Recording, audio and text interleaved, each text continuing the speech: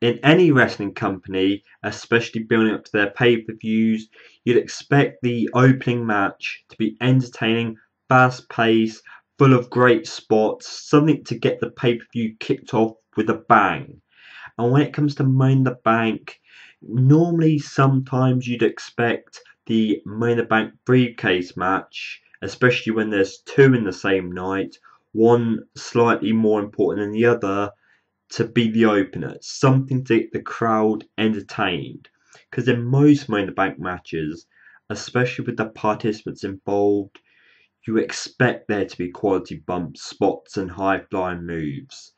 But instead, we got the WWE Tag Team Championship match where the Usos successfully retain their Tag Team Championships against the Wyatt family.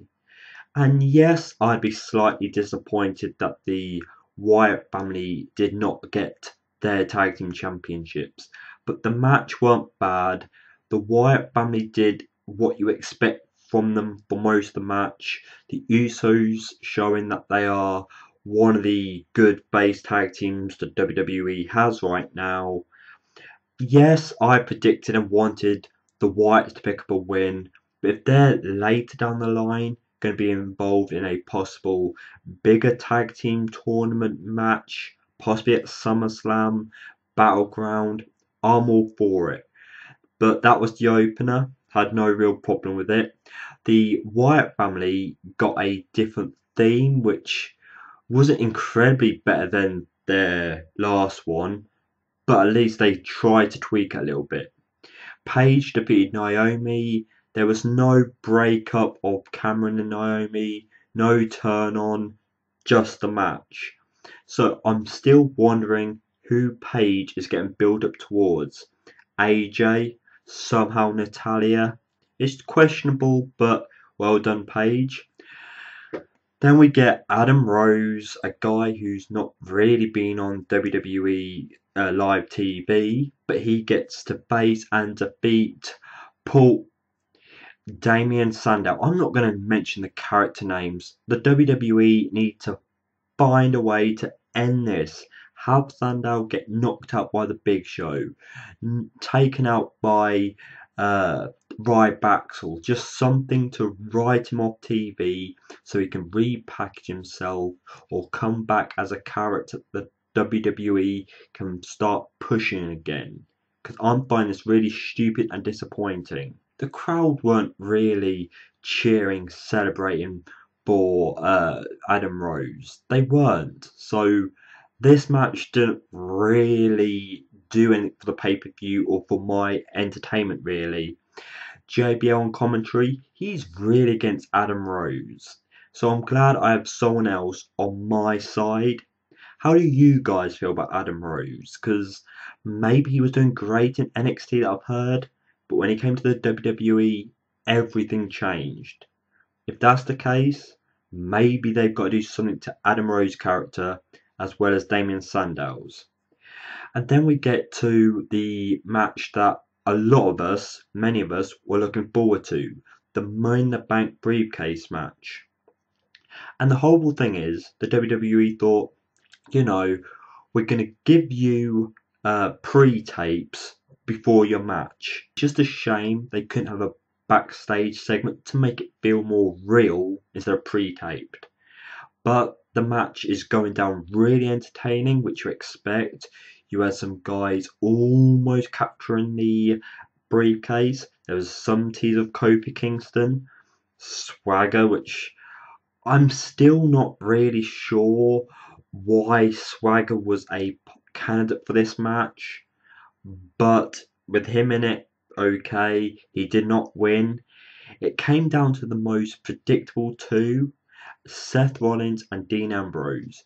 You could really see them going at each other, really showing that this is going to be the next feud going forward until Kane got involved.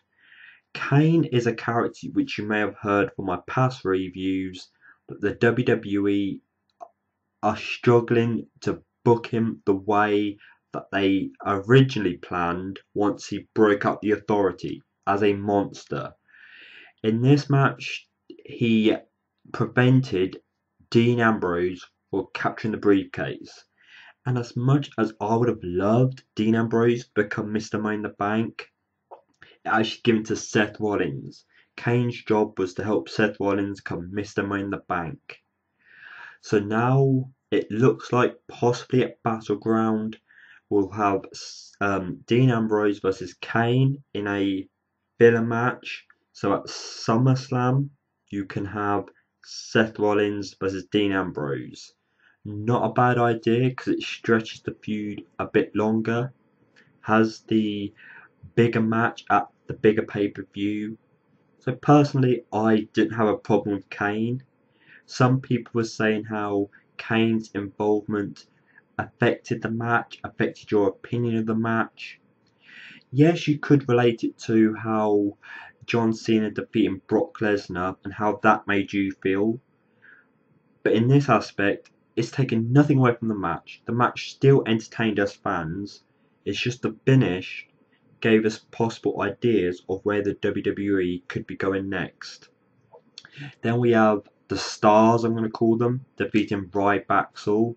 Not really much to say there, apart from the Stars are getting another win.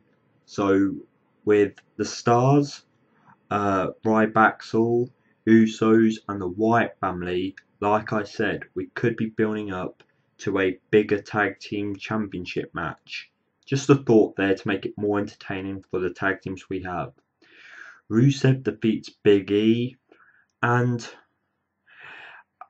this match didn't do much for me apart from these two did put on a good big guy vs big guy match. We have Rusev doing a switching music kind of move before the crash. I'm still not really buying to Rusev. All those Umaga thoughts could possibly happen, but I'm not seeing it yet. Okay, the WWE are continuing with this love triangle between Fandango, Layla and Summer Rae, but this match seems to be the ending. Yes, I made a tweet joke saying why not add another diva into this and make Fandango in a love square, but I'm glad they didn't. Layla defeated Summer Rae, which, as much as I don't care for this storyline, Summer Rae is the new diva, and if she's going to eventually be more involved in the ring, wouldn't it have not been good if she got the pay-per-view win? But as long as the love triangle relationship rubbish finishes, I'm not going to look any more into that. Main event time, and going into this match, I guess many fans had their own predictions. Some people said the win was obvious, but at the end of the day, it weren't a bad match either. Every participant looked like they were climbing the ladder to win.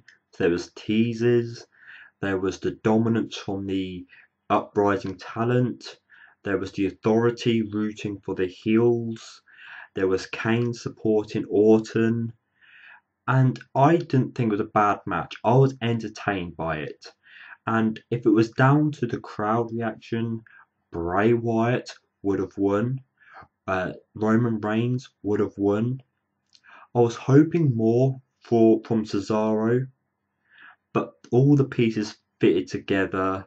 The thing that's disappointed me is that yes, Kane was there to help Orton win, but then in comes John Cena after seeming like he was hardly hurt in this match, comes in, takes down Kane and takes down Orton to become the winner.